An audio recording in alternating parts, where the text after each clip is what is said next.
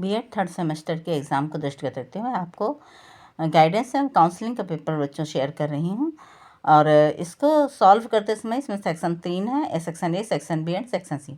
Section A में short question है, तो ये मैंने आपको बताया हुआ है कि आप ध्यान रखिएगा कि 5 मिनट आपका एक क्वेश्चन सॉल्व हो जाना चाहिए। आइए पहला क्वेश्चन देखते हैं। निर्देशन की प्रत्यय एवं प्रकृति को स्पष्ट कीजिए। प्रत्यय में आप अर्थ बताएंगे, प्रकृति मैंने आंसर आपको यूट्यूब पे डाला हुआ है। निर्देशन के सिद्धांतों का वर्णन कीजिए। उसमें कौन कौन से सिद्धांत हैं ये आपको बताने। जैसे निर्देशन एक सतत प्रक्रिया है, इस तरह से उसका आपको सिद्धांत बताना। निर्देशन, शैक्षिक निर्देशन की आवश्यकता तथा विशेषताएं बताइए। Explain the need and characteristics of educational guidance. तो इसमें पहले आप जो है एजुकेशनल गाइडेंस क्या है, फिर आप उसकी आवश्यकता एवं विशेषताओं पर प्रकाश डालिए कि इसकी किस किस क्षेत्र में आवश्यकता। तो मेनली आपको पता है कि एजुकेशनल गाइडेंस है तो इसकी आवश्यकता शैक्षिक क्षेत्र में ही अधिक होगी। जैसे पाठ्यक्रम को किस प्रकार के विषयों का चयन करें जिससे बालक की रुचि हो, ऐसे विषयों का चयन करें। उसका भविष्य में क्या गोल है उसको ध्यान में रखते हुए वो विषय का चयन करें। इसमें उसकी आवश्यकता है।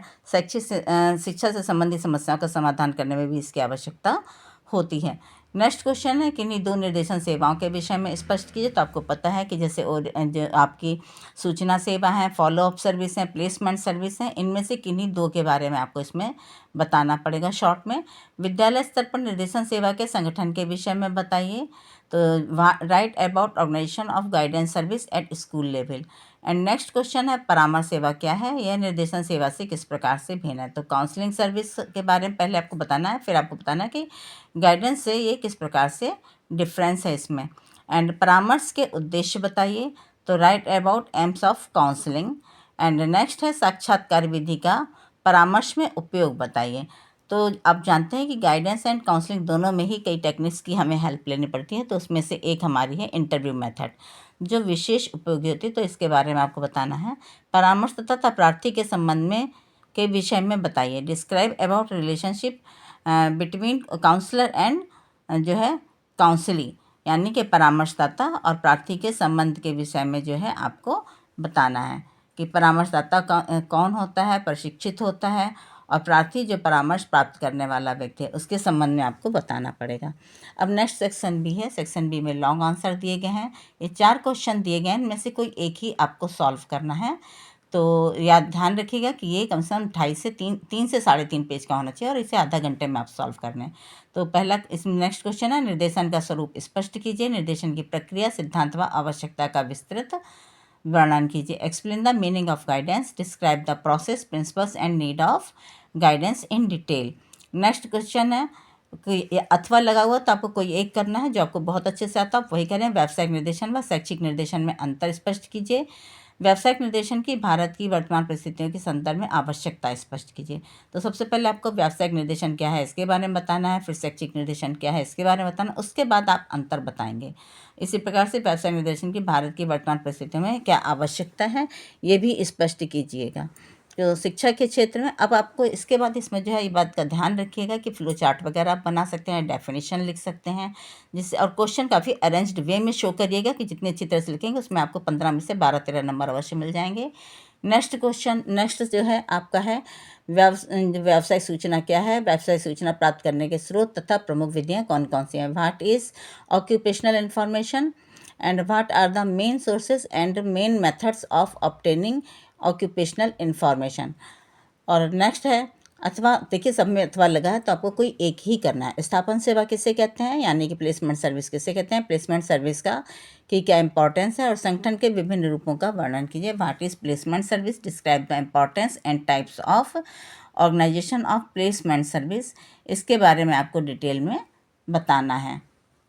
प्लेसमेंट सर्विस नियुक्ति सेवा से संबंधित होती है। अब नेक्स्ट सेक्शन सी में भी देखिए 4 क्वेश्चन दिए गए हैं। पहला क्वेश्चन है, परामर्श के अर्थ, उद्देश्य, क्षेत्र व विशेषताओं का वर्णन कीजिए। निर्देशन व परामर्श के मध्य अंतर पर प्रकाश डालिए।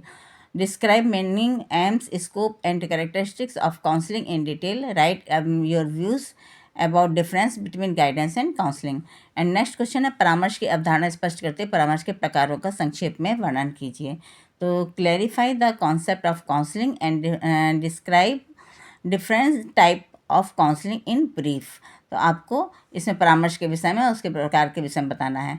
नेक्स्ट आपका क्वेश्चन, निर्देशन व परामर्श केंद्रों के विभिन्न उद्देश्य तथा उनको प्रभावित करने वाले घटकों का वर्णन कीजिए। Discuss about different AIIMS of centres of guidance and counselling and factor affecting them. Next question है, निर्देशन व परामर्श के विभिन्न उपकरण एवं प्रविधियों के बारे में बताइए। उपाख्यानक अभिलेख तथा व्यक्तित्व वृत्ति अध्ययन का विस्तार से वर्णन कीजिए। Name different tools and techniques of guidance and counselling. Describe anecdotal record and case study method in detail. तो आपको जो है गाइडेंस एंड काउंसलिंग के जो टूल्स हैं और टेक्निक्स हैं उनके बारे में बताना है, जैसे कि ऑब्जर्वेशन मेथड है, इंटरव्यू मेथड है, इन सब के बारे में बताना, और कौन कौन से टूल हैं जैसे क्वेश्चनर वगैरह। और उपाख्यानक यानी कि एनेक्डोटल रिकॉर्ड वो होता है जो कक्षा में बच्चा जब कोई काम ऐसी कोई विचित्र चीज़ करता है तो शिक्षक उसके व्यवहार को नोट कर लेता है। और केस स्टडी मेथड तो लॉन्ग मेथड है, इसमें बच्चे की शुरू से लेकर के आखिर तक की केस स्टडी जो है डिटेल में लिखी आती है, तो वो आपको डिटेल में बताना है। और शॉर्ट आंसर आप देख लें, ये बात जरूर ध्यान रखें आधा घंटे में आपका हो जाए, और पॉइंट्स में लिखें, साथ ही अंडरलाइन करना ना भूलें। तो आपका क्वेश्चन छूटना नहीं चाहिए, क्योंकि यदि आपका 15 नंबर क्वेश्चन छूटेगा तो बहुत नुकसान होगा।